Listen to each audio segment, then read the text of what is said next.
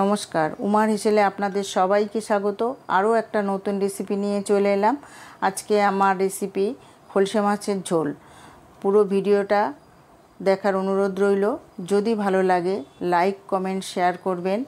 যারা আমার চ্যানেল থেকে দেখেন তারা আমার চ্যানেলটিকে সাবস্ক্রাইব করে নেবেন, আর যারা আমার পেজ থেকে দেখেন তারা আমার পেজটিকে ফলো করে নেবেন। আবার নতুন কোনো ভিডিওতে আপনাদের সঙ্গে দেখা হবে।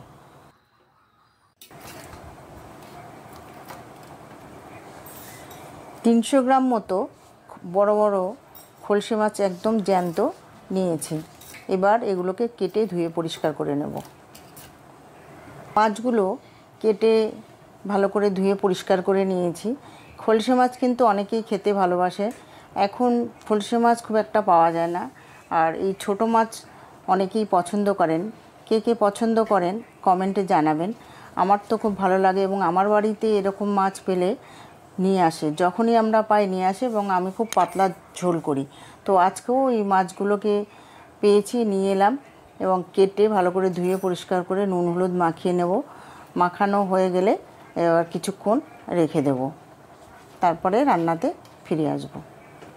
কড়াইতে সর্ষের তেল দিয়ে তেলটা গরম করে কলাই ডালের বড়ি ভেজে নেব। কলাই ডালের বড়ি দিয়ে মাছের ঝোল খেতে খুবই ভালো লাগে। আমি কলাই ডালের বড়িগুলো ভেজে উঠিয়ে নেব।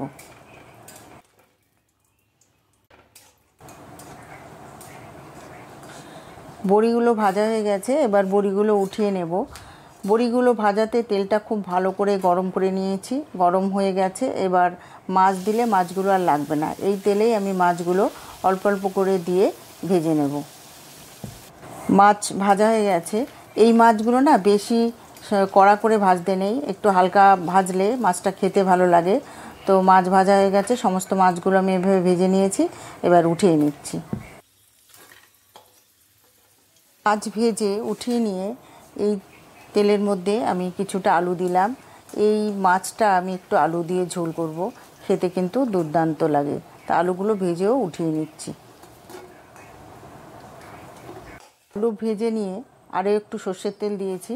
এবার এই তেলের মধ্যে 1 চামচ মতো কালো জিরে ফোড়ন দিলাম।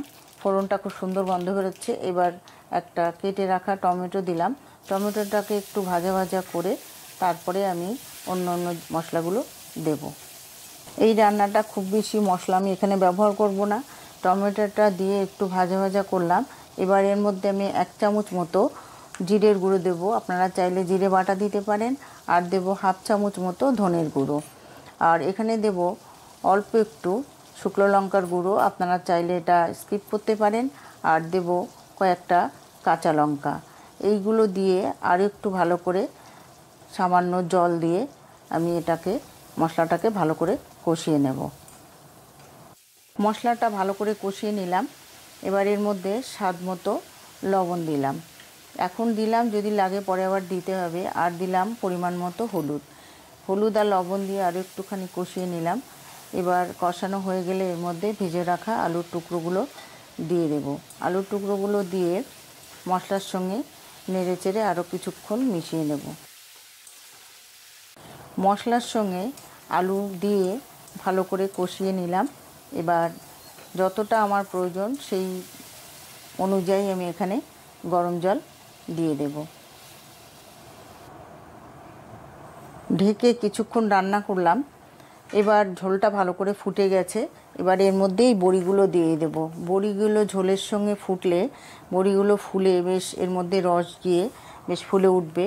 আর এইবার দিলাম ভেজে রাখা মাছগুলো। ঢাকা দিয়ে কিছুক্ষণ রান্না করলাম। মাছের ঝোলের কালারটা দুর্দান্ত হয়েছে। এই মাছের ঝোলটা খেতে কিন্তু দারুণ লাগে। খলসে মাছ কারা কারা খেয়েছেন? যদি না খেয়ে থাকেন একবার অন্তত এইভাবে পাতলা মাছের ঝোল করে খাবেন, খেতে কিন্তু খুব সুন্দর লাগে।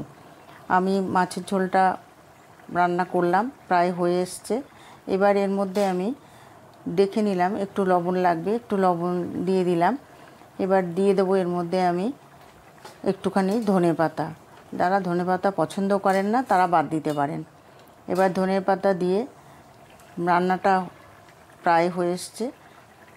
কিছুক্ষণ ঢেকে রাখবো। গরম গরম ভাতের সঙ্গে কিন্তু এই মাছের ঝোলটা খেতে দারুণ লাগে। একবার অন্তত ট্রাই করবেন।